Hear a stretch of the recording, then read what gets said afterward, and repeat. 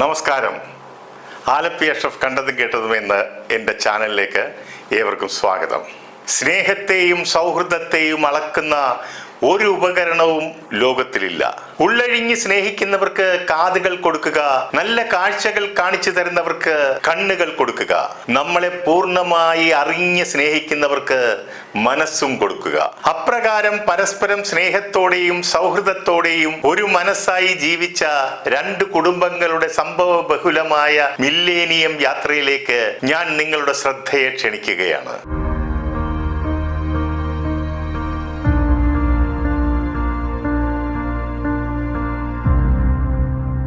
കോടിക്കണക്കിന് ആരാധകരുള്ള നമ്മുടെ നായകന്മാർ, അവർ നിരവധി പേരെ അടിച്ചു വീഴ്ത്തുകയും മീശ പിരിച്ച് വിരട്ടുന്നതും പുറകിൽ നിന്ന് കുത്താൻ വരുന്നവനെ തിരിഞ്ഞു നോക്കാതെ മുൻപോട്ട് നോക്കിക്കൊണ്ട് തന്നെ പിടികൂടുന്നതും ഇതൊക്കെ കണ്ട് ഫാൻസുകാർ കോൾമയിർ കൊള്ളുകയും അവരുടെ കട്ടൗട്ടറുകളിൽ പാലഭിഷേകം നടത്തി നൃത്തം ചെയ്ത് അവർക്ക് വീരപരിവേഷം നൽകുമ്പോൾ ഇതൊന്നുമല്ലാത്ത ഒരു യഥാർത്ഥ ജീവിതം അവർക്കുണ്ടെന്നുള്ളതാണ് സത്യം.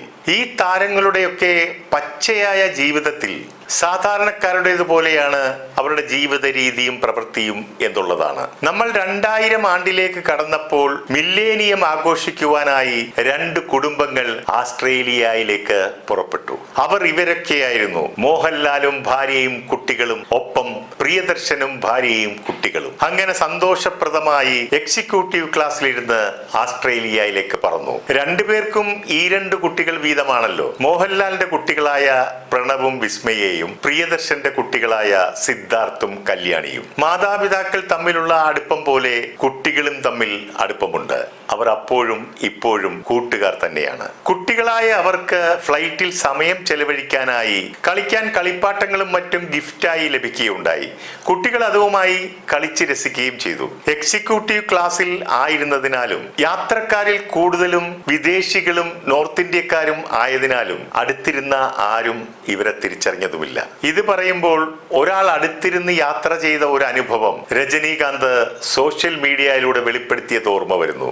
രജനീകാന്ത് ഒരിക്കൽ എക്സിക്യൂട്ടീവ് ക്ലാസ്സിൽ യാത്ര ചെയ്യുമ്പോൾ തൊട്ടടുത്തിരുന്ന ആൾക്ക് രജനീകാന്തിനെ അറിയില്ലായിരുന്നു. നരച്ച താടിയും നരച്ച മുടിയും കഷണ്ടിയും ഒക്കെ ഉള്ള രജനീകാന്തിനോട് അയാൾ മെല്ലെ സംസാരിക്കാൻ തുടങ്ങി. അയാൾ സ്വയം പരിചയപ്പെടുത്തിയ ശേഷം രജനീകാന്തിനോട് എന്താണ് ജോലി എന്ന് ചോദിക്കുന്നു. രജനീകാന്ത് പറഞ്ഞു, ഞാൻ സിനിമയിൽ ജോലി ചെയ്യുകയാണെന്ന്. ഒരു സിനിമയാകുമ്പോൾ ധാരാളം പേർ വർക്ക് ചെയ്യുമല്ലോ, അതിൽ ഏതെങ്കിലും ജോലി ചെയ്യുന്ന ഒരാളായിരിക്കുമെന്ന് അയാൾ കരുതി. ഇപ്പോൾ എന്തിനു പോകുന്നു എന്ന് ചോദിച്ചു. അപ്പോൾ ശങ്കർ എന്ന ഒരു സംവിധായകന്റെ പുതിയൊരു പടം തുടങ്ങുന്നുണ്ട്, അങ്ങോട്ടേക്ക് പോവുകയാണെന്ന് പറഞ്ഞു. ഓ, വെരി ഗുഡ് എന്ന് പറഞ്ഞിട്ട് ആ മൂവിയിലെ നായിക ആരാണെന്ന് അയാൾ തിരക്കി. അതറിയുവാനായിരുന്നു അയാൾക്ക് കൂടുതൽ താല്പര്യം. രജനീകാന്ത് അപ്പോൾ പറഞ്ഞു, നായിക ഐശ്വര്യ റായി ആണെന്ന്. അത് കേട്ടപ്പോൾ അയാൾക്ക് വലിയ സന്തോഷമായി. അപ്പോൾ അയാൾ ഐശ്വര്യ റായിയെ കുറിച്ച് വാചാലനാകാൻ തുടങ്ങി. അവരുടെ അഴക്, അങ്കലാവണ്യം, അവയെപ്പറ്റിയൊക്കെ വിവരിക്കാൻ തുടങ്ങി.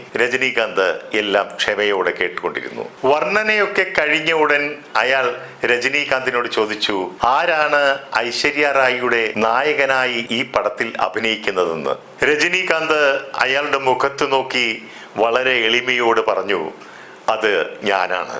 അയാൾ രജനീകാന്തിന്റെ നരച്ച താടിയിലേക്കും നരച്ച മുടിയിലേക്കും കഷണ്ടിയിലേക്കും ഒന്ന് നോക്കി. ഏതോ അറപ്പുള്ള വസ്തുവിനെ കാണുന്ന പോലുള്ള മുഖഭാവത്തിൽ അയാൾ തിരിഞ്ഞിരുന്നു. പിന്നീട് അയാൾ ഒരക്ഷരവും രജനീകാന്തിനോട് മിണ്ടിയില്ല. താൻ ഇത്ര നേരവും ഒരു അബ്നോർമലായ ആളിനോടാണല്ലോ സംസാരിച്ചു കൊണ്ടിരുന്നത് എന്നോർത്ത് അയാൾ യാത്ര തുടർന്നു. ഈ സംഭവം രജനീകാന്ത് തന്നെ സോഷ്യൽ മീഡിയയിലൂടെ വെളിപ്പെടുത്തിയതാണ്. ഇങ്ങനെയുള്ള യാതൊരു ബുദ്ധിമുട്ടുമില്ലാതെ മോഹൻലാലും പ്രിയദർശനും കുടുംബസമേതം ആസ്ട്രേലിയയിൽ പറന്നിറങ്ങി. എയർപോർട്ടിൽ നിന്നും വെളിയിലേക്ക് ഇറങ്ങാൻ തുടങ്ങുമ്പോഴാണ് കുട്ടികൾ ഗിഫ്റ്റ് കിട്ടിയ കളിപ്പാട്ടങ്ങൾ എടുത്തിട്ടില്ല എന്ന കാര്യം ലാലിന്റെ ശ്രദ്ധയിൽപ്പെട്ടത്. ലാല് കുട്ടികളായ കല്യാണിയോടും പ്രണവിനോടും അതെടുക്കാഞ്ഞത് എന്താണെന്ന് അന്വേഷിക്കുന്നു.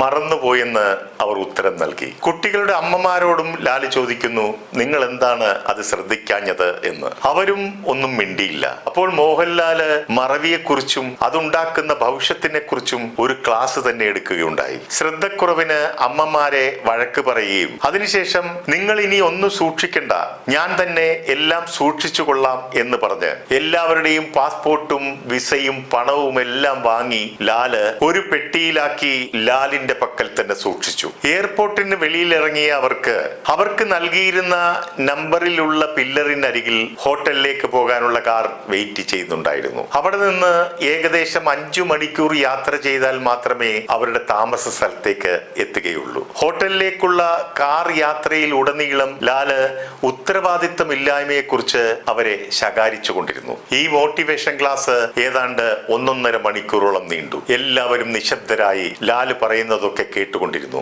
ഈ മോട്ടിവേഷൻ ക്ലാസ് കൊണ്ട് പെട്ടെന്ന് ഗുണമുണ്ടായത് ലാലിന് തന്നെയായിരുന്നു. അതെന്താണെന്ന് വെച്ചാൽ താൻ നിർബന്ധപൂർവം എല്ലാവരുടെ കയ്യിൽ നിന്ന് വാങ്ങി സൂക്ഷിച്ച പാസ്പോർട്ടും വിസയും പണവും അടങ്ങിയിരിക്കുന്ന പെട്ടി താൻ എടുക്കാൻ മറന്നുപോയിരിക്കുന്നു എന്നതായിരുന്നു. കാറിൽ മറ്റ് ലഗേജുകൾ കയറ്റിക്കൊണ്ടിരുന്നപ്പോൾ തന്റെ കൈവശം സൂക്ഷിച്ചിരുന്ന ആ പെട്ടി ലാല് പില്ലറിനരികിൽ വെച്ചിരുന്നു. അതെടുക്കാൻ ലാല് മറന്നുപോയിരിക്കുന്നു. ഈ വിവരം അറിഞ്ഞപ്പോഴേക്കും അവർ സഞ്ചരിച്ചിരുന്ന കാർ പകുതി ദൂരം പിന്നിട്ടിരുന്നു. ഉടൻ തന്നെ കാറ് എയർപോർട്ടിലേക്ക് തിരിച്ചു. പെട്ടി തേടി തിരിച്ചുള്ള യാത്രയിൽ കാറിനുള്ളിൽ ശ്മശാന മൂകതയായിരുന്നു എന്ന് ലിസി ഓർക്കുന്നു. അന്ന് ലാലിന്റെ സമയം കത്തിജ്വലിച്ചുകൊണ്ട് നിൽക്കുന്നതായിരുന്നു. അതിന്റെ കാരണം എന്താണെന്ന് വെച്ചാൽ കാറ് തിരിച്ചെത്തിയപ്പോൾ പില്ലറിന്റെ അരികിൽ ആ പെട്ടി സുരക്ഷിതമായി അവിടെ തന്നെ ഉണ്ടായിരുന്നു. ഒരുപക്ഷെ ഇന്നത്തെ ഓസ്ട്രേലിയയോ ഇന്ത്യയോ ആയിരുന്നെങ്കിൽ അത് ലഭിക്കില്ലായിരുന്നു എന്ന് ഇപ്പോൾ അവർ പറയുന്നു. ഇതിൽ നിന്നും നമുക്കൊരു കാര്യം മനസ്സിലാക്കാം.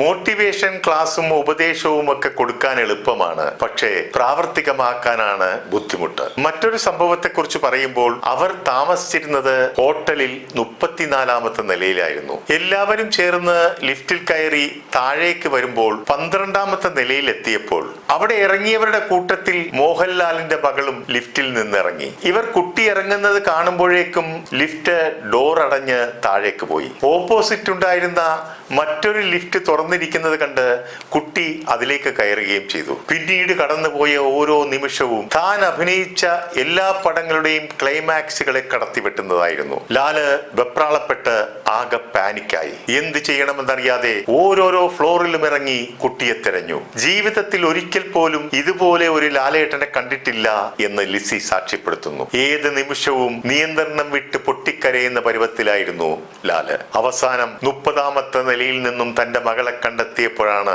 ലാലിന് ജീവൻ വീണത്.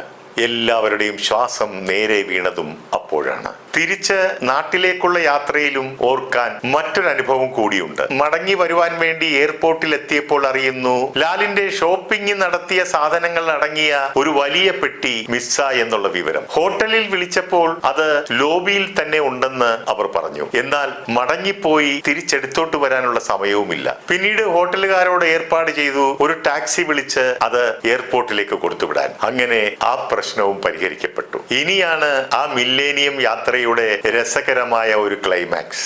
എന്നെന്നും ഓർമ്മയിൽ സൂക്ഷിക്കുവാൻ വേണ്ടി യാത്രയുടെ നല്ല നിമിഷങ്ങളും കാഴ്ചയിലെ വിസ്മയങ്ങളൊക്കെ ക്യാമറയിൽ പകർത്തിക്കൊണ്ടിരുന്നത് മോഹൻലാൽ ആയിരുന്നു. ആ ഫോട്ടോകൾ കുട്ടികൾ വലുതാകുമ്പോൾ ഈ യാത്രയെക്കുറിച്ച് ഓർമ്മിക്കുന്നതിന് വേണ്ടിയായിരുന്നു. ഓരോരോ നല്ല സ്ഥലങ്ങളിൽ എത്തുമ്പോഴും കൂളിംഗ് ഗ്ലാസും മാറി മാറി പല കളർ ഡ്രസ്സുകളിലും പല പല പോസുകളിലും ഫോട്ടോകൾ എടുത്ത് ത്രില്ലടിപ്പിച്ചു. ഇന്നത്തെ പോലെ ഡിജിറ്റൽ ക്യാമറ ഒന്നും അന്നില്ലെന്ന് ഓർക്കണം. ഫിലിം റോളുകൾ ഉപയോഗിച്ചായിരുന്നു ഫോട്ടോകൾ എടുത്തിരുന്നത്. അങ്ങനെ വളരെ കഷ്ടപ്പെട്ട് പ്രതീക്ഷയോടെ എടുത്ത ആ ഫോട്ടോകളുടെ കോപ്പി എടുക്കാൻ നേരത്താണ് അറിയുന്നത് ഫിലിം റോൾ ഇടാതെയായിരുന്നു ആ ഫോട്ടോകളെല്ലാം മോഹൻലാൽ എടുത്തിരുന്നത്.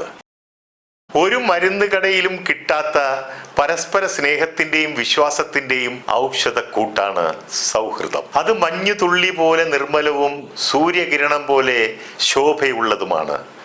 നിർത്തുന്നു. നന്ദി, നമസ്കാരം.